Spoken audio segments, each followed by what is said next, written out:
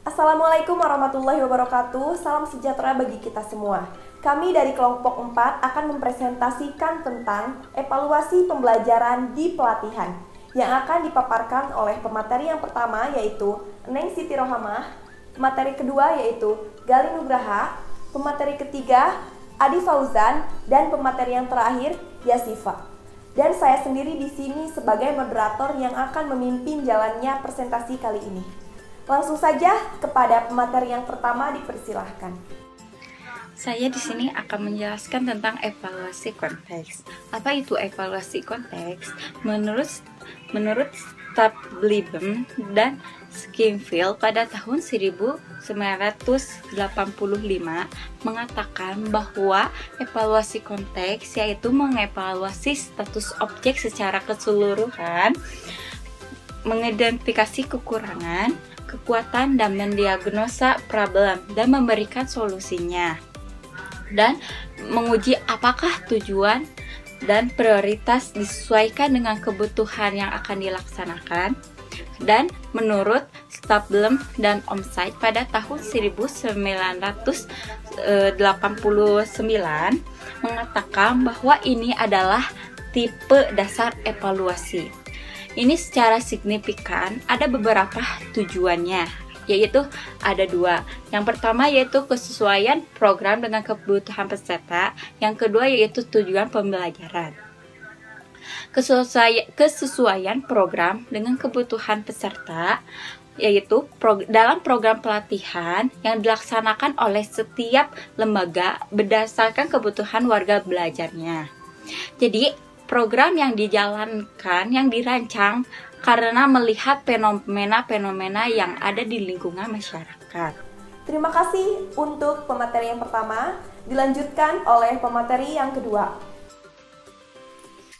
Baik, di sini saya akan menjelaskan evaluasi input. Menurut Wirawan tahun 2006, evaluasi adalah pengumpulan data atau menyajikan suatu informasi mengenai objek evaluasi tersebut, menilainya dengan standar evaluasi, dan hasilnya dipergunakan untuk mengambil keputusan mengenai objek evaluasi. Dalam evaluasi input ada 4. Yang pertama ada warga belajar.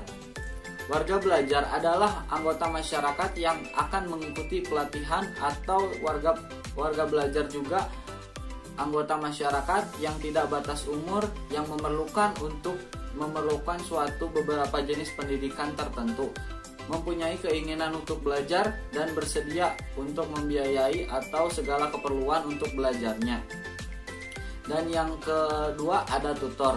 Menurut Ika Kartika tahun 2011 menjelaskan bahwa pelatihan instruktur tutor adalah seseorang yang melayani dan memperlancar aktivitas belajar seperti pelatihan untuk mencapai tujuan berdasarkan pengalamannya. Dan dalam perekrutan tutor tersebut bisa dilakukan dengan secara langsung dari pihak PKBM atau memilih dari pihak pelatihan untuk memilih para tutor yang akan direkrut. Dan selanjutnya akan ada persetujuan dari kedua belah pihak, atau dapat mengkualifikasi dalam pemilihan tutor adalah yang sesuai dengan bidang yang akan diajarkan dalam pembelajaran. Dan yang ketiga ada pendanaan.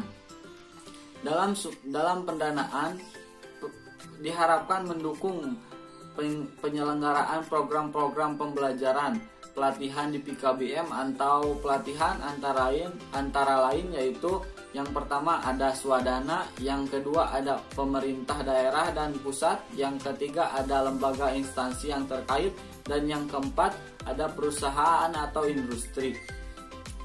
Yang keempat ada sarana dan prasarana.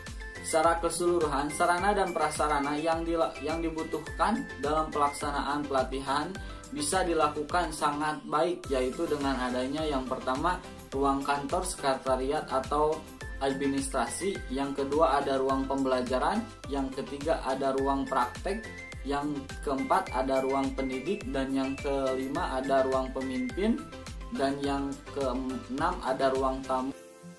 Terima kasih untuk pemateri yang kedua, dilanjutkan oleh pemateri yang ketiga. Slide yang selanjutnya, evaluasi proses. Menurut Soft-Libium and Sinkfield, esensi dari evaluasi proses adalah mengecek pelaksanaan suatu rencana atau program. Tujuannya adalah untuk memberikan feedback bagi manajer dan staf tentang seberapa aktivitas program yang berjalan sesuai dengan jadwal, dan menggunakan sumber-sumber yang tersedia secara efisien. Memberikan bimbingan untuk memodifikasi rencana agar sesuai dengan yang dibutuhkan.